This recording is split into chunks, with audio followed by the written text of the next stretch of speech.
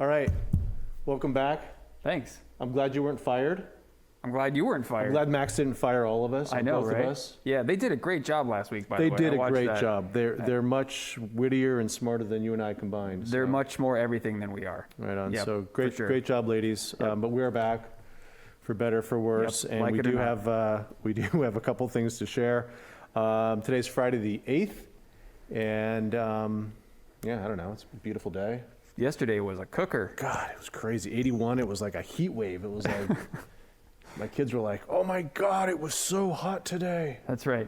Yeah, that's real heat when you get above 80. Yeah, they were wearing shorts and T-shirts today to school. Anyway, first of all, thank you to IT, our IT division. They did a major systems upgrade last weekend. They worked all weekend, so well done.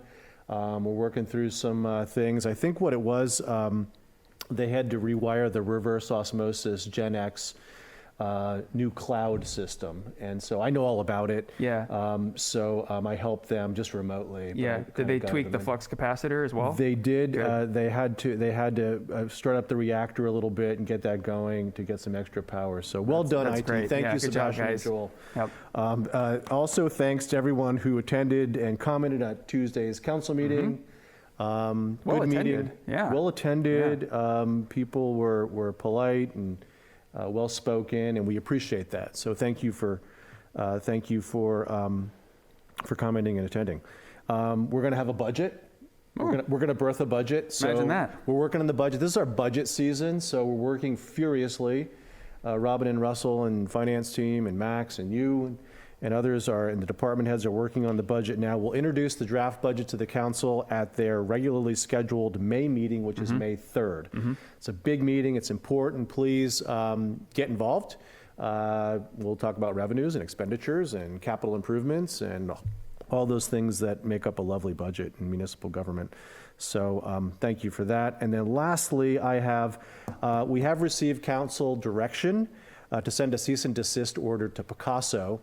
This is this interesting ownership model where houses are purchased and then they're divided up into 1/8 interests, which is interesting because that's the way interest rates are broken up as well, right? Oh, that is interesting. Yeah, maybe there's a model there. I don't know. Anyway, we've determined that the business model that they're using is inconsistent with our timeshare prohibition. Right. So we've sent them a love letter. We'll get that available, put it in the Friday letter, whatever. It's, you don't have to go through the formal PRA process. We'll get you that letter if you want a copy. Absolutely.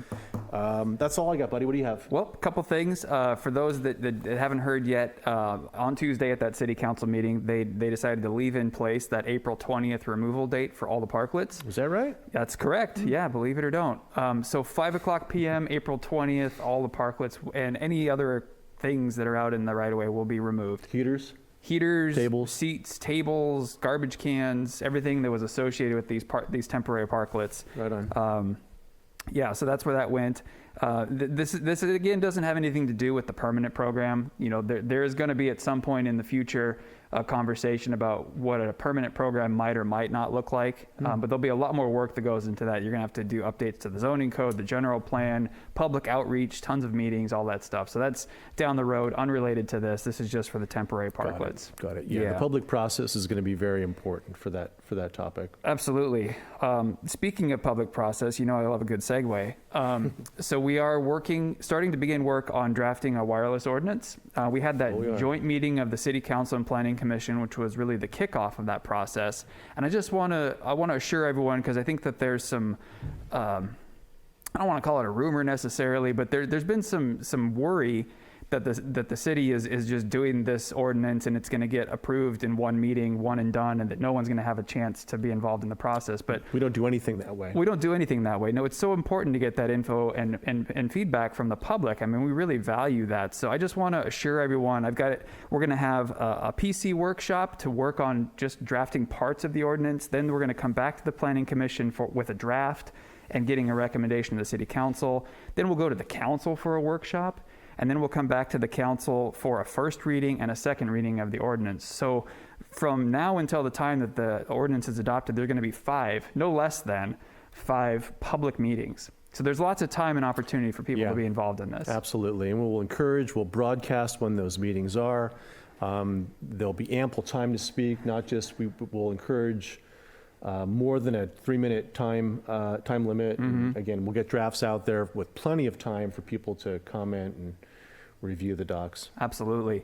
I've received another topic. I've received some questions and worry and thoughts about a project that's proposed up at the Carmel High School. There's some stadium lights that they're contemplating putting in up there. I just want to remind everyone that's actually outside of our jurisdiction. We don't have any permit authority or anything like that.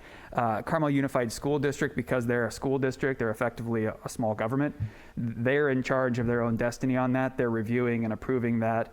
They're going to be putting out soon, or it may already be out, a second EIR. That's the environmental document that they use to assess the impacts on the environment, light pollution and things like that. So if you do want to get involved with that project and made your voice be heard, please reach out to the Carmel Unified School District. Right. They'll be looking for public comment on that project. 100%. Yeah. I've also been getting calls this week, and my code compliance team has been getting calls on the parking structure that's going to be built in Carmel, Indiana. Yeah, So, that's pretty funny too. yeah, it's been pretty funny this week. We're a lot not of people prohibiting dogs on the beach, and we're not building a multi-story That's parking right. Yeah, garage. we got a lot of calls. People worried about construction noise and impacts from the parking structure going to be built in Carmel, Indiana. So I thought that was funny. It's about 1,500 miles away, so there shouldn't be too many impacts. I think we'll be okay.